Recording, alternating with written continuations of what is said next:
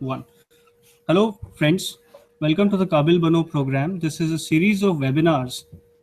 So this series of webinars is being conducted by industry experts, and today we are pleased to welcome Mr. Apalak Ghosh. Mr. Ghosh is currently working as a principal consultant with a leading research and consulting firm called Cyber Media Research. He is based at Gurgaon, and he is an MBA from ICFI Business School, and he is a BTech graduate from the prestigious Birla Institute of Technology, Ranchi. And today he will share his own experiences, and he will also talk to you about group discussions. So, Mr. Ghosh, the platform is yours. Please join in. Right, Sandeep. Thank you so much for the wonderful introduction. And for all of you who have joined in, a very, very warm welcome. So, as Sandeep mentioned, this is me, Apalak Ghosh, right? Sandeep and I go way back. So, I remember, I think back in 2009, 2010, when Sandeep himself joined one of the leading IT research and consulting firms. So, we used to work together. I've learned a lot from him, and I hope, probably picked up a few things from me as well. So this is me. So what I'll do now is I'll share the deck that I have for today's discussion. So, Mr. Ghosh, just as you mentioned this, I would like all the students to know that you can ask questions towards the end of the presentation. So, as and when Mr. Ghosh progresses through the slides, you note down all the questions that you have in your mind, and you can ask him any questions by typing in. You can use the Q&A tool that will appear on the Google Hangout page on the top right hand corner of the page. There's a settings tool icon. You can click on the settings tool icon, and then you'll get an option for Q&A. When you click on that, you can type in your questions. You can ask your questions towards the end of the presentation.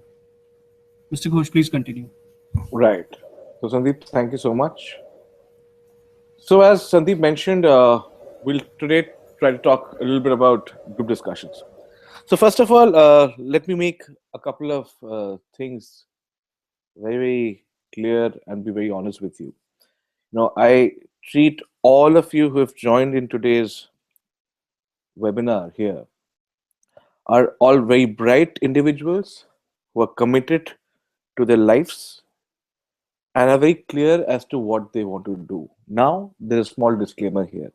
The reason why I say this is the fact that it's a Monday morning at 11:30 and you've chosen to take 1 hour from your busy schedule and your lives and want to be a part of this gives me an understanding that you are serious and are eager to know more about what to do in life, right? So, as Sandeep mentioned, it's not too much to talk about myself. As Sandeep mentioned, I did my graduation from BIT Mestra. I majored in computer science, and then have been working for quite some time now. I have been working for the past 12 odd years, and my core focus area is market research, consulting, and advisory services in the area of information technology, right? So, a little bit of background as who I was when I was a student, like you people, right? So, let me tell you one thing.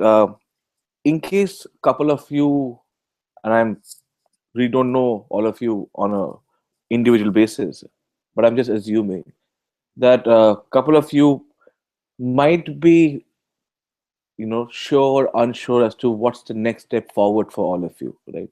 So let me tell you, for most of us, because I graduated way back in 2003, it's been 13 years since then.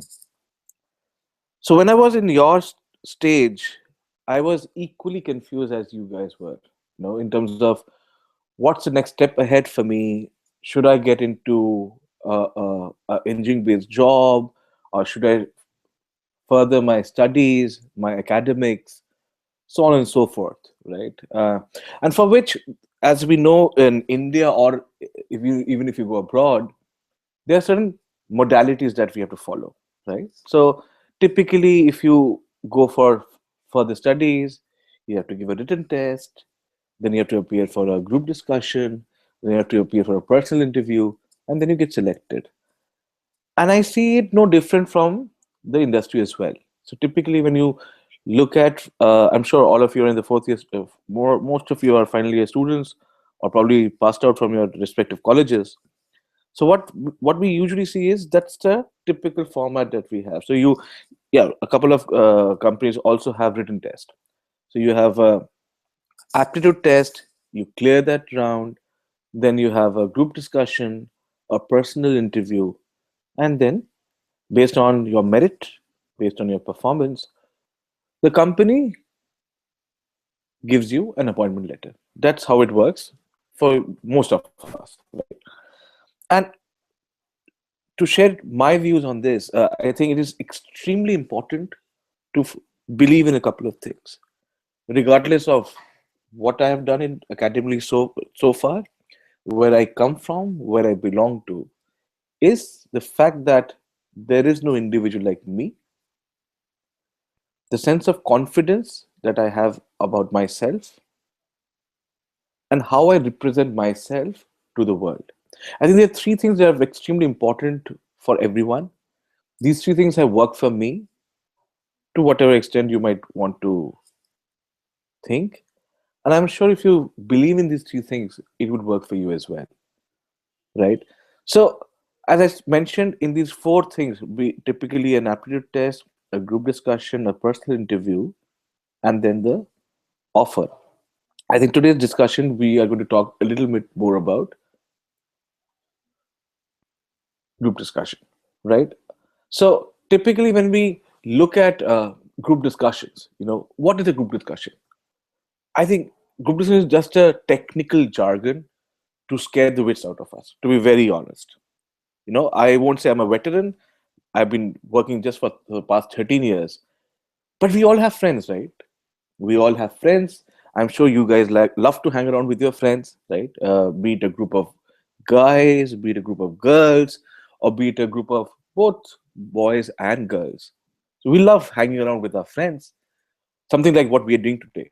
Here, the only difference is I'm the one who's speaking, and you are the guys who are listening. And just to take a cue from today's example, you're listening to me primarily because it interests you. And probably what I'm going to share with you the next couple of slides is going to be important for you as well.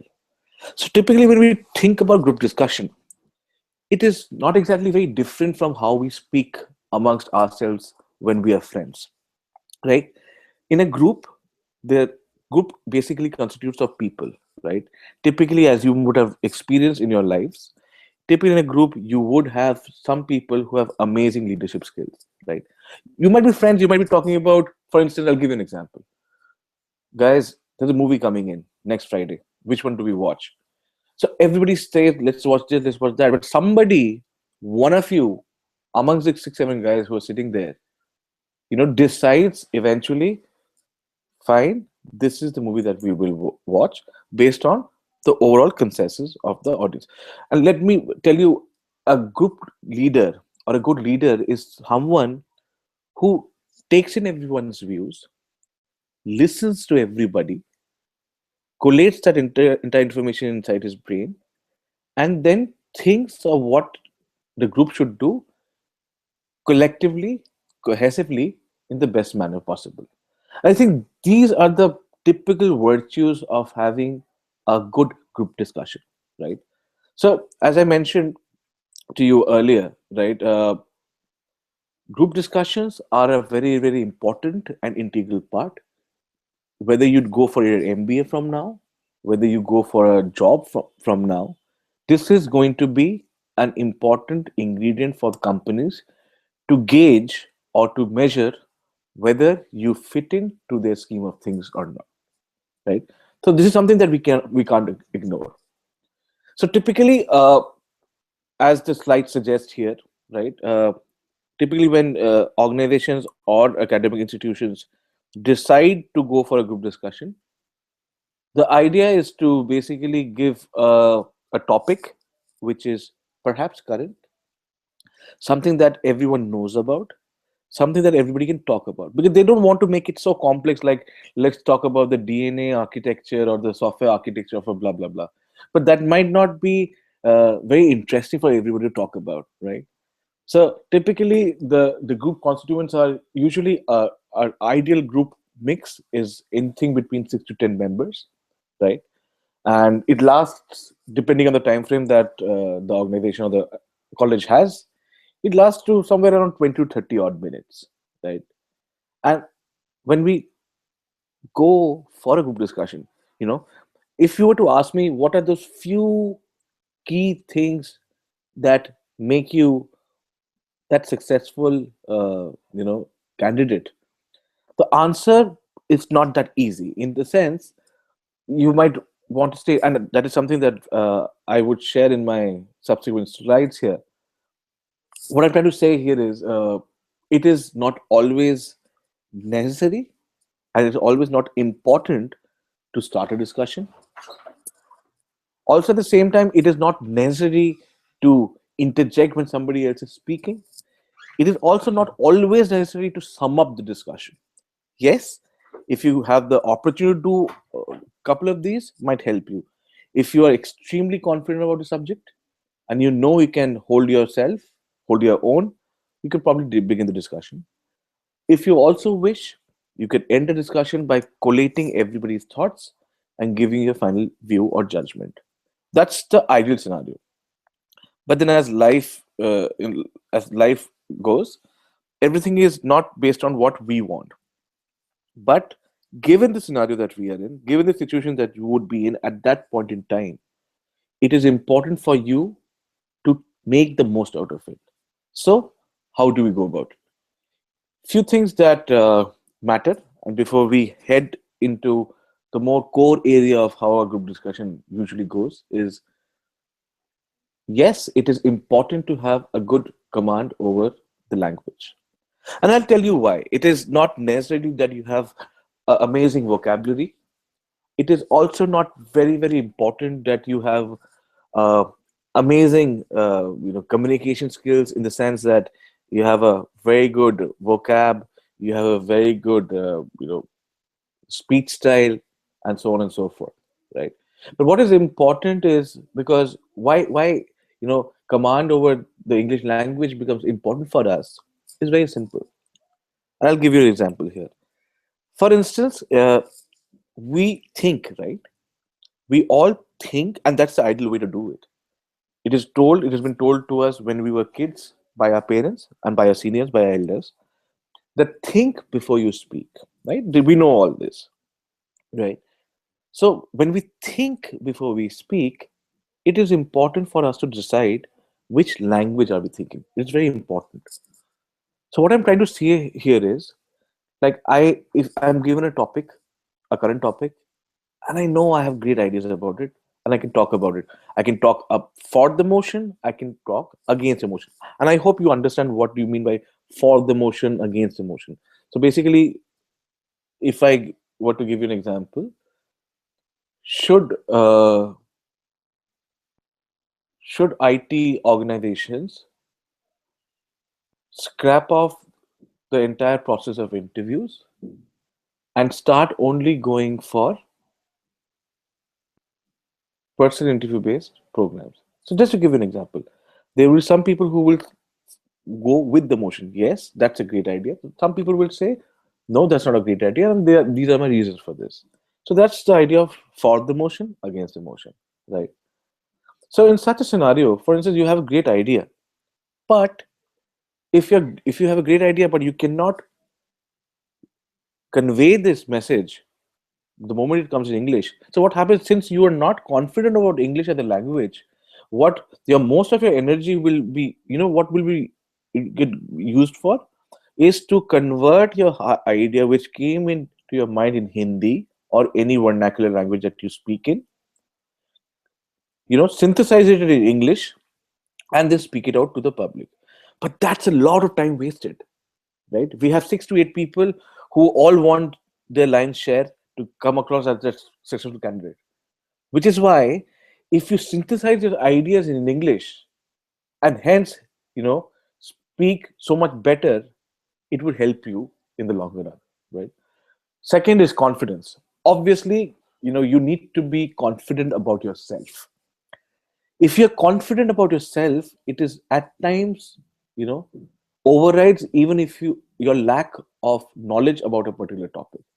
So you might want me to talk about a particular area which I'm not that confident about. But if I'm confident about my abilities, if I have a good command over English as a language, I think I might fare better than most of others, right? Third and fourth are extremely important things: listening skills, speaking skills. Now, I've been talking to you for a while now, and unfortunately, I can't hear you people. But in a group discussion, that's not the case. You have to speak when your turn comes, or when you make your turn come. And that's extremely important for us to know how to make our presence felt. Because in an organization, when we go, right, it's a tough world out there, right? Everybody joins in. You have companies like TCS, Wipro, Infosys, who hire in hundreds, in thousands, if I may add. One year, like 2016 or 17, which is the next fiscal year, they might have plans to hire 5,000 people. You are one of those 5,000, and your objective is to do your job well. And why not be one of the top 1% of the best hires? That's what you really envision, right? So, in order to do so, you want to stand out for the work, for the merit that you bring to the system. So, all of these needs few skill sets, right? So, yes, while speaking is an important skill, and I've been talking about it, it is also extremely important to have amazing listening skills. And I'll tell you why. So, you imagine you're having a discussion about a particular theme or a topic, and you were not the first person to start, right? Let's admit one thing, that given a scenario, we are not probably start. We did not get an opportunity to start, but we can only and but we got the opportunity to sum it up, or we got the opportunity to come in between. You can only come in between if you can thread a conversation. You know what I'm saying? Threading, and then taking the conversation that has happened so far and taking it to the next level. And you can only do that, or perhaps at the end, when everybody's given their views, you sum up all the views and come out with one cohesive answer, right? Which fairly and squarely belongs to you.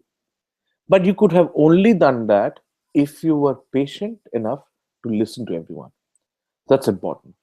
Then you have calmness, knowledge on the general issues, body language, planning skills, open to criticism, leadership skills, and how a candidate behaves in a group. So these are all parameters which where you and I'll tell you something. Before you actually go for a group discussion, it would be a great idea if you could do some mocks.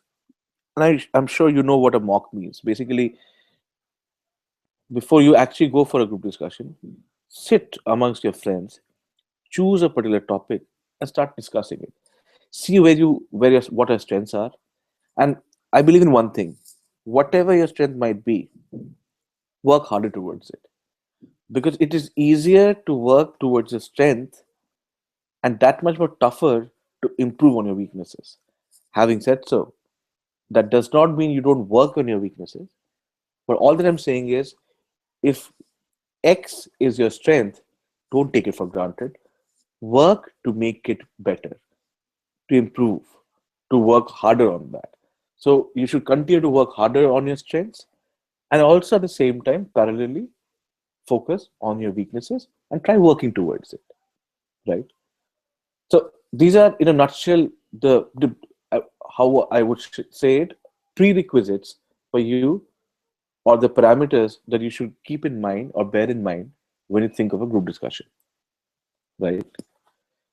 So typically, the mechanics of a group discussion is you are usually given a topic, right? You are given about a minute or two to think about it, right? And then start off. So, as I mentioned, should I or should I not start the group discussion? Now, the deck here suggests it is slightly tricky. Everyone suggests that a candidate should start a discussion, so on and so forth. But as I mentioned, we live in a real world, right? So tomorrow, imagine TCS has come to your organization, to your college, and you're going for a group discussion, right? You're sitting in a group of 8 people, and the topic is something that you know absolutely inside out. And you start? Oh, yes, you should start because I know this area and I can do a great job in starting it off. But unfortunate for you, as they say, start before even you could open your mouth, there's somebody who was quicker than you starts it off, right? So the point I'm going to try to make here is, regardless whether you're given a choice to start, end, or speak in between, whatever it is, make the most of it. If you don't get an opportunity to start a discussion, it's fine. It's not necessarily the person who started it off knew it all, or what the what the examiner was looking at, that he was able to impress that examiner. It is not important. What examiners, while I say this, because since I've been in the industry for some time now, I go for interviews myself. I host a lot of group discussions these days, right? As an examiner, because we also hire every year. And what I see is very simple.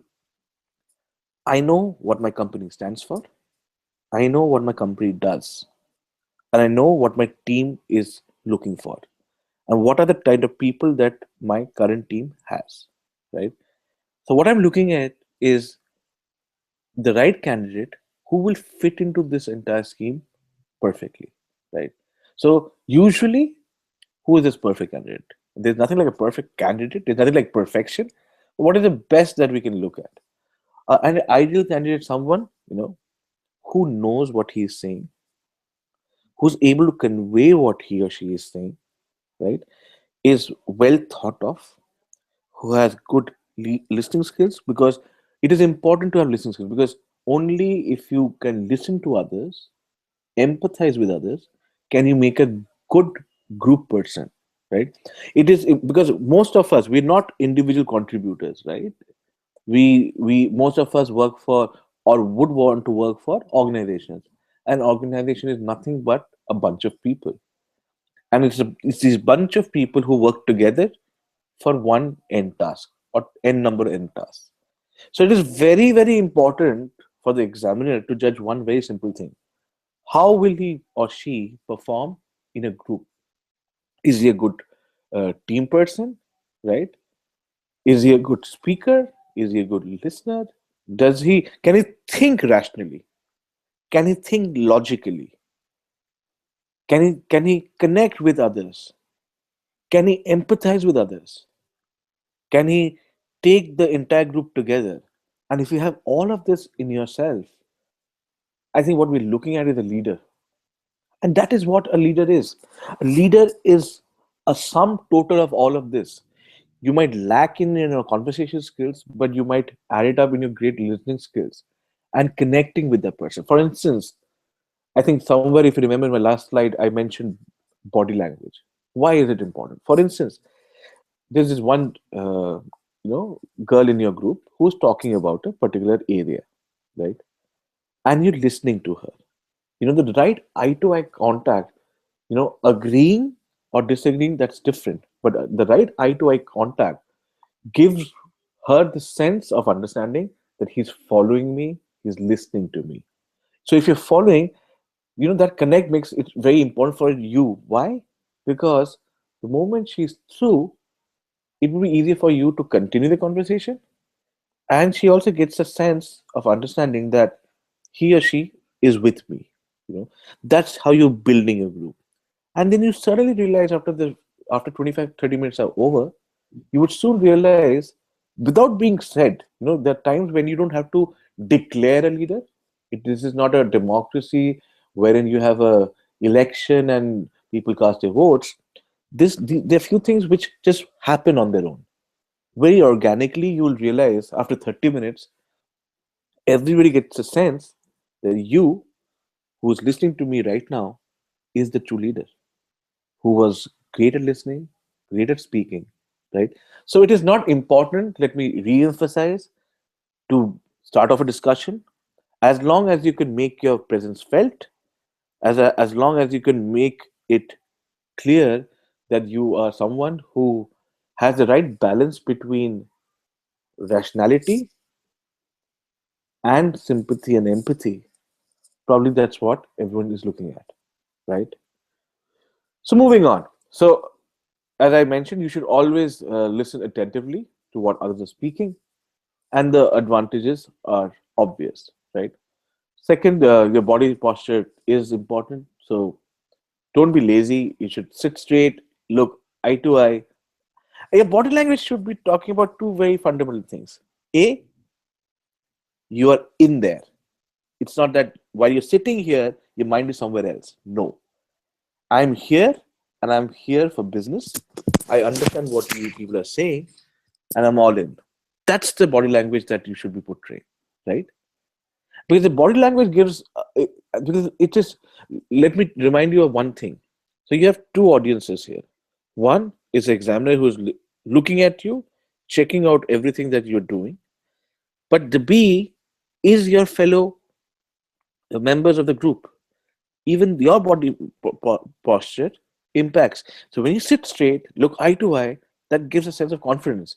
And at times, if someone is so confident, right, looks eye to eye, sits straight, can be dominating also, and it can intimidate your fellow group members of your group discussion. So, which is at times it works to your favor because that gives you instead of faith that yes, this person is good and he or she can crack it, right? So that's in a nutshell about starting a conversation, listening, speaking, and body language, right? So at times, unfortunately, there are also instances where we do not have the necessary information for a particular theme or topic, right? This could happen to us. This could happen to us, and this has happened with me. And I'm trying to be as honest as I can personally be because I connect. At least I like that's what I like to believe. I love connecting with younger people. There's so much more to learn from you people.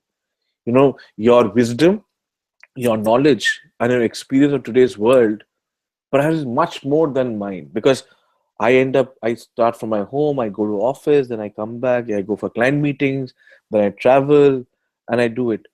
But that's fine.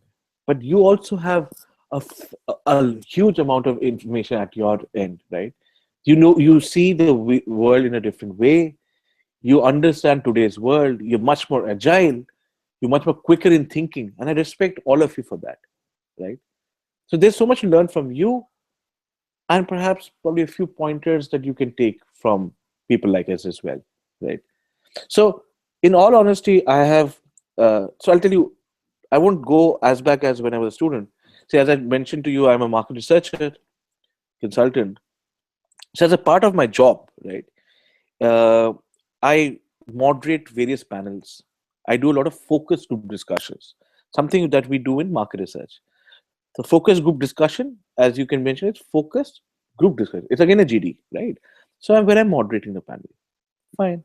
And I've also been part of various group discussions myself, right?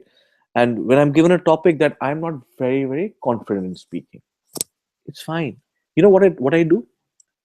If I know it's a 25, 30 minute old program, right? What I do is the first few minutes, I listen in. I let others speak. So I gather more, as I'm listening, I'm imbibing that information. I am synthesizing that information. And eventually, when I know, okay, I get the hang of it. So this is what they're talking about. These are the broad areas that they are talking about. These are broad challenges in this area. These are broad, things that are in favor. What is my stand? And then, if I'm a good speaker, I can compose that entire thing into great dialogue. And that's what I usually do.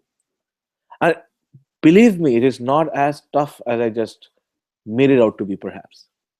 Right? So, if you, for instance, if you talk about, uh, I'll give you a very technical area. Probably we're talking about, how because I'm assuming all of you, or quite a few, have pursued engineering in your uh, graduation. So nowadays, for instance, there's a lot of talk about. I'm sure you know about IoT, Internet of Things. Now, imagine now I that's a different thing that I do work around IoT as an area from a consultant standpoint. But when I was new to this area, I didn't know everything that I should. And it's not possible for us to know everything about a particular area also. What is important is to comprehend things quickly and then give your views around that. And it's not that easy. And it's not that tough as well. Why it's not easy is because A, you have to listen in, you have to comprehend it, give your views around it, right? It's not tough because if you practice more of it, it comes naturally to you, it comes automatically to you, right? So this is what I'm saying. And let me tell you one very, very simple notion that I truly believe in, right? There's nothing like common sense. Take my word for it, right? Take my word for this. There is nothing like common sense. Uh, what you think for take it for granted, like this is easy or this is tough, you know, when you all that you apply at times is your general wisdom and your basic common sense. You'll soon see a lot of great ideas coming out of your brain. And what is important for a group discussion is to transfer these great ideas into great words which come out of your mouth. And all this is possible only if you have those broad parameters in mind. You know, great listening skills, great communication skills, amazing body posture, uh, thinking rationally, thinking objectively, and then saying out aloud what you wanted to say. So there are a few examples as these slides mentioned, right? For instance, we are given a scenario where there are five members in a group and three members are aggressively talking. So you've been patient enough to listen them, hear them out, and you did not get a chance, right? So what do you do, right? How do you get into this conversation? So I think it's a very important area, which is marked in bold. Nobody can go on speaking without a break for 1 or 2 seconds. It is impossible. It is humanly impossible to just go on and. I mean, I'm talking to you people, but as you would have noticed, I am also taking my breaks. So it is those breaks that's why I kept on harping on one very simple element. Listen carefully. A, two things. A, when you listen, you're getting more information and you know how to see the conversation. Should I continue the conversation or should I take it to a different level altogether? Right? That's one. Second, more importantly, is you have three aggressive people, great speakers. You know, they speak so much better than you, and you get intimidated by them. You don't have to. All they were looking was the pass, right? For us, like it's like we've all driven bicycles and all that. So there are two people, three people run, but you always look for the sneaking opportunity. And this is that opportunity I was looking at, and you make the most of it. And that's what we're looking at here, right? So you have some three, four amazing speakers in your group. They're speaking, speaking, speaking. What you're looking at is that moment. Where is that window of 2 seconds or 3 seconds? That's all that you need. All you need to say is, "Okay, guys." But my view, at times you don't have to start like, "Okay, guys, my view." You have to say, "Having said so," but I think and it goes on and on, right? So what we're looking is that situation where you make the most of the given opportunity. So that's called seizing the moment, my friends.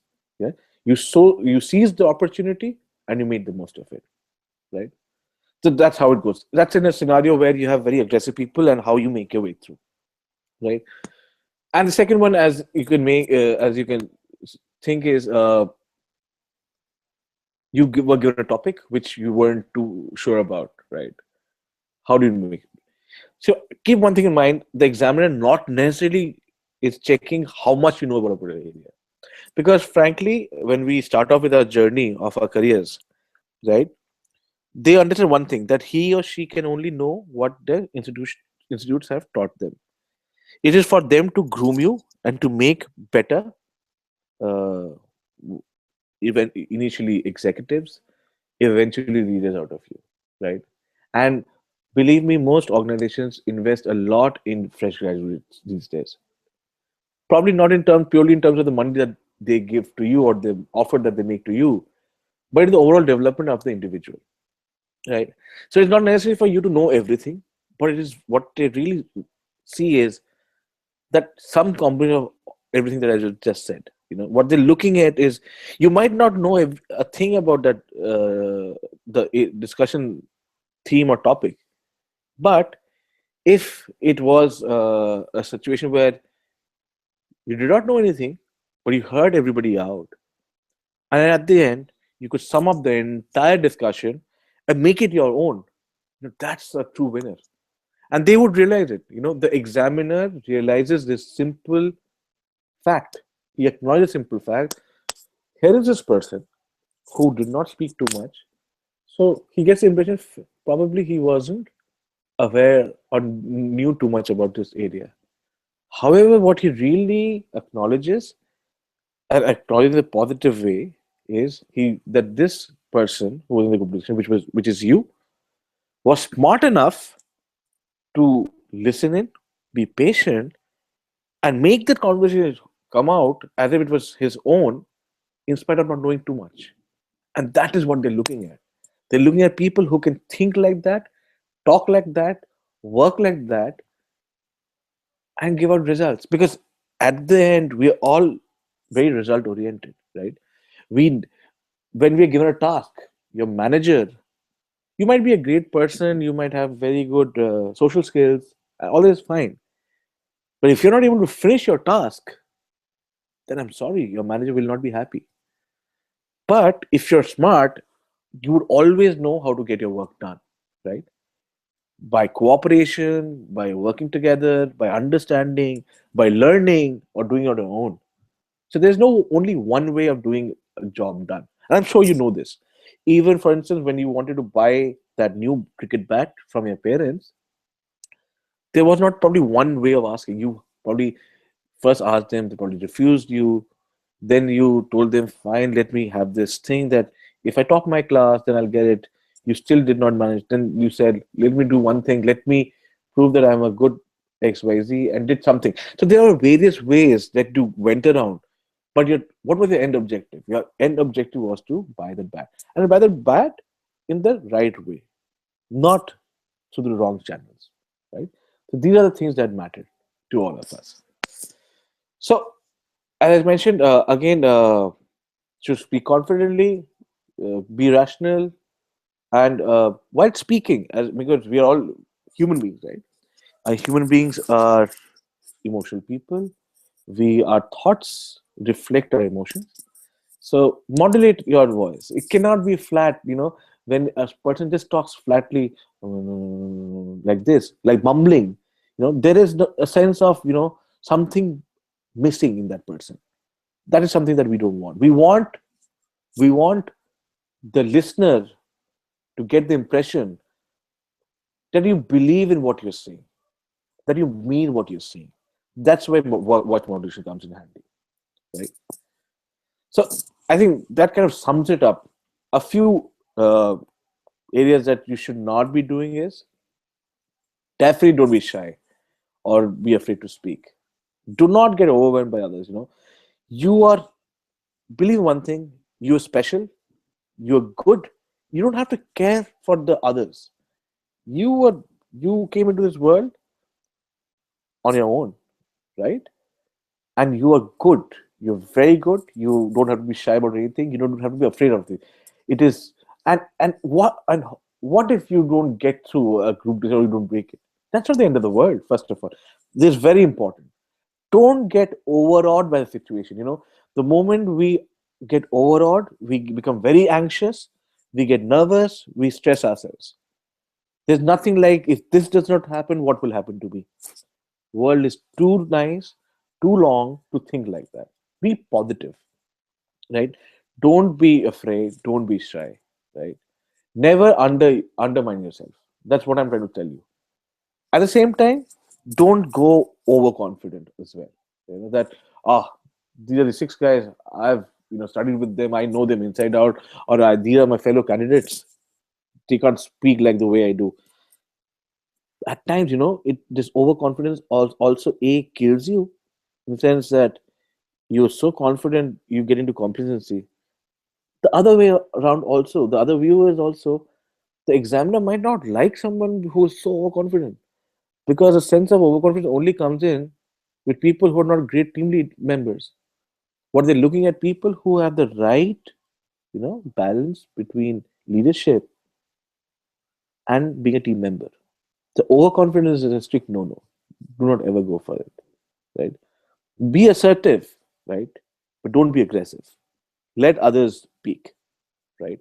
And don't speak just because got a chance or you had to, right? Don't speak things which are not necessary, right? And that kind of sums it up. You have 9 points here. You can all go through it. I'll keep the slide on, right? So that's it, folks, from my end. Sandeep, if you're there, take it on. Yes, Mr. Ghosh, thank you so much. I mean, it has been a very, very detailed discussion on this topic, and you have rightly presented all the points that you have. And you talked about a variety of things, and I'm sure that this would be really, really helpful for all the students. And so, this is the time for questions and answers, dear friends. So, if you have any questions, this is the time. Please ask any questions that you want using the Q&A tool. You can find the Q&A tool on the Google Hangout live streaming page. There would be a settings toolbar icon on the top right hand side. You can click on that and you would get an option for Q&A. So you can ask your questions right now. So Mr. Ghosh, we'll wait for the questions of the students for a minute. And Sure. in the meanwhile, I would be more than happy to ask you one or two questions in Please, case. sure, So as soon as we receive the question from the students, so we'll skip on to the students' questions. sure, sure. Before I ask the question, I would just like to mention one point which is very, very important.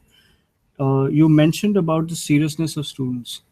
Hmm. Uh, in numerous sessions and numerous seminars that we have taken and delivered at various colleges, this is one point that we also feel that is seriously lacking from the students. Students are not at all serious as far as their careers are concerned. I'll tell you that most of the students, let's say about 80 to 90% of the students, are not at all serious about their careers. Only when they are, let's say, uh, only during the last 2 or 3 months of their graduation, as they are nearing graduation, they become very, very finicky. They don't know what to do, and because they're about to graduate in the last 2 months and they don't have a job. So this is the condition. And very rightly you have mentioned that if somebody can take out 1 hour of his time on a Monday morning, this really shows his or her level of commitment. And this is a request to all the students that they should all be very, very serious in taking up these kind of activities and attending these kind of webinars, because you at least get to know something which you should know about your careers. So thank you for pointing that out again. I mean, this is one theme which we constantly harp on during our seminars and sessions. So this is really nice. And you mentioned about synthesizing ideas in English. Hmm. Uh, Yes. so as a student, I mean, I'm just posing as a student. Uh, how do you do that? When you say synthesize ideas in English, do I read a lot of newspapers, magazines? What do I do exactly to get the ideas? How to synthesize ideas in English? Right, Sandeep. That's a great question. See, what I mean by synthesizing ideas in English is again is a sum total of various factors. So let me explain this to you. So you only start thinking in a language only and only if you are comfortable in that language, right? So, for Right. instance, I know Sandeep. I have known you for a long time now. Your mother tongue is English, Hindi, right? Correct. You Correct. have been born and brought up in Bengal, so you know a little bit of Bengali as well, right? Yes. You've Yes. gone to a missionary school, which is why you're so fluent and conversant in English, right? Right. Having said so, I think the two languages that you are very, very comfortable, right? Of the three languages would definitely be Hindi and English. Yeah, So more probably, yes, probably please. Hindi. Yes. Yeah, Hindi. Probably Hindi. Hindi. Probably Yeah. Hindi. Yes. Yeah. So when I say synthesize your ideas in English, this can only happen when you reach a level where, so for instance, when simple things. I'm not making it very complex because I want the students to connect with what we are saying here, right? Correct. So I love eating, right? I love eating out. I love going to restaurants. So my right now, when we speak to while we're speaking is it's 12:20. Another 40 minutes to go before we head out for lunch. आज क्या खाएंगे? Now, मेरे दिमाग में, in my mind, if I if the question that pops up in my mind without speaking to anybody is आज क्या खाएंगे, then that means I'm more comfortable in Hindi. If the question was what to come in Bengali, ask ki khabo, because I'm a Bengali, then that is the language that I'm. But if it is English, what will we eat today, right? Now, in my case, like you, I am fairly, I would say, confident in all the three languages, be it Bengali, be it Hindi, be it English. And but this has not happened on an overday basis. And that is something I really wanted to share with all our friends here, young friends here. See, when I was in school, I also did my school from a regular school in Delhi, and nothing to. I mean, everybody loves their schools. I don't like to believe that anybody says that I didn't do a schooling from a great school. No, we all did schooling from wherever we did it from amazing schools. But what was important for you to know is till about fifth standard, I was extremely shy, very meek boy, right, and had a huge issue when it came to communication. Now the Okay. question would be, how did I build upon it? How I built upon it was taking very small baby steps. And baby steps, at least, I know here for final year students, it might not be the same. But it is a few things that one can do is, I think for the fundamental shift was I started reading. And I started Okay. reading a lot. Take up. I'm not requesting you to take up books from of Ayn Rand and Charles Dickens or Frederick Forsyth. Take something which interests you, which excites you. It could be as simple as a comic strip. If you have followed Archie Andrews, it could be as simple as that. The idea Right. is to get a rhythm, get a rhythm of the language. Once you get the rhythm of the Right. language, when you start when you start reading a language, you start following the language, you get more comfortable, more words come in, your vocabulary increases, and you start speaking better. So this is the journey. This is not a this is not uh, you do this, you do that, and it's done. This is a journey that you have to follow, and you follow. It's not tough at all. Right, right. So fine. So even I was thinking on similar lines. Thank you for reassuring my ideas. So basically, what you're suggesting is that we need to take some small baby steps every single day, and we should continuously be on a reading spree. We should read every day. That's what you're suggesting. Yes, and So when read, make it something with interesting. yeah, If right, you're into sports, you like cricket, you like football, read about that. Don't make it right, boring. See, the moment you right. make things boring, it doesn't work for you. Correct, Right? correct.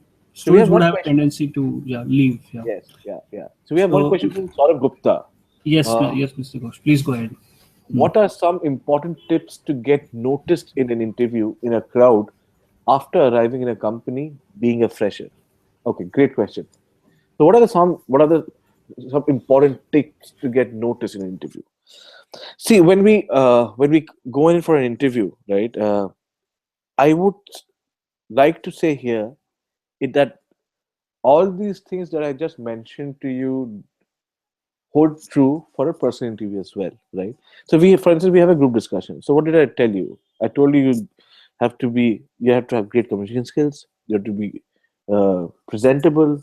You have to have a good body language, a sound knowledge about what the ensuring topic is going to be will definitely help us. So all of this, all the things that hold true for a group discussion hold true for a personal interview also, right? As far as getting notice is concerned, I everybody has different views on this. For me, getting noticed can mean two things: getting noticed in the right manner and getting noticed in a wrong manner. So you cannot change yourself overnight, right? You are an individual and who has spent the last 18, 20 odd years, whatever your ages are, in living in a certain way. So you cannot you if you are a certain individual, you just cannot change that individuality, right? So it is not necessary to stand out all the time or to get noticed, you know. But if you do the few things that matter, right? So for instance, you appear for an interview. I'm not saying you wear the most expensive clothes, no, but it is important to wear a fresh set of clothes, neatly ironed, shoes polished, right, hair combed. At least it gives you an impression this person has the right intent and wants to make this moment count. I think that's what we're looking at. Secondly, as far as when the actual interview process is going, give them the impression that you are eager for this job, that you're hungry for this job, but do not let them give you the impression that you're desperate for the job. And there's a fine line that you have to draw somewhere. It is important for us to show that eagerness, yet maintaining your composure, your calmness. So, as I said, practice makes a man perfect. I'm sure this is one of the oldest of proverbs that you would have heard in your life. And it's so true. It's so true. Be it a personal interview or a group discussion, the only way about is to practice. Practice as much as you can. And I'm saying these practice sessions can be done within your friends. Uh, I don't know the service offerings that companies have, and that's not my area. But I'm sure there are some amazing organizations who help you in doing that also. And because we spend a lot of money in a lot of things that we need not necessarily do, right? There are instances when probably just a token amount of say 500 rupees gives you say 8 to 10 sessions around group discussion. Should you not avail it for the longer run? If you believe that they're rolling out good services, perhaps you should. So yeah, in a nutshell, as I said, it's a composition of various things. You want to be noticed, right? You want to stand out. Do all these things that matter to you, that matter to the organization. Be courteous, be confident, be have a rational view, have empathy, and I think you're in the right direction. That's really an interesting answer. I hope you have already got the answer. In case you have any follow up question, you can ask any follow up question. From my side, I would just like to add a few points to the answer that has been given by Mr. Ghosh. See, you don't need to be a maverick in order to get noticed. As Mr. Ghosh rightly pointed out, you just need to do the right things.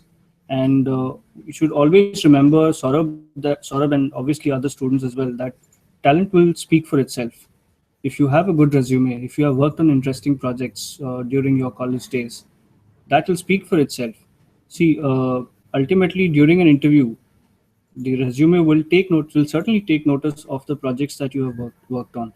That is one of the most important things that he looks at during the interview.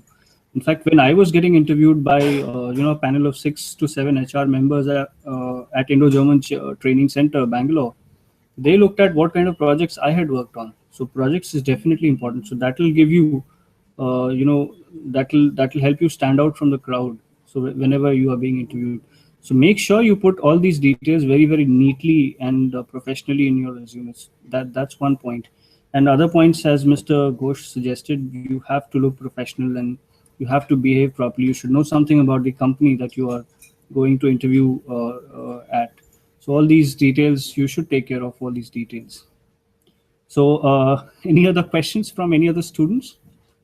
And in case Saurabh has any follow-up question, so please you can ask any follow-up question.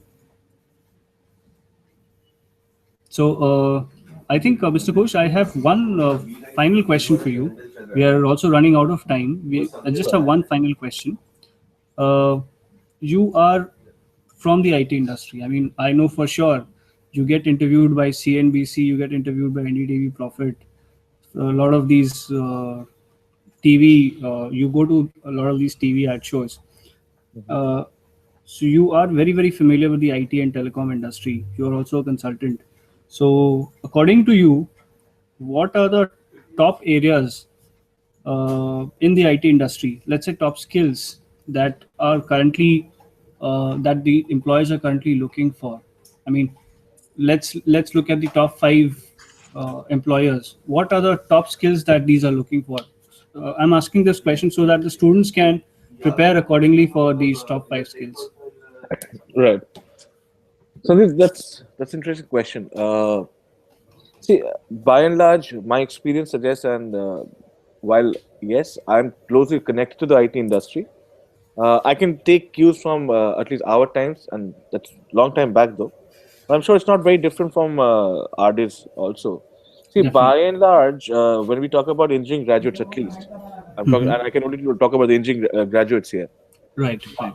So by and large, for engineering graduates, the primary job, provider usually Hmm. happens to be ITAS organizations, right? That's correct. They're Correct. IT services companies, right? Correct. Correct. So the likes of TCS, Wipro, Infi, because we as a nation are great in providing IT services company. We do not do too much of product development, right?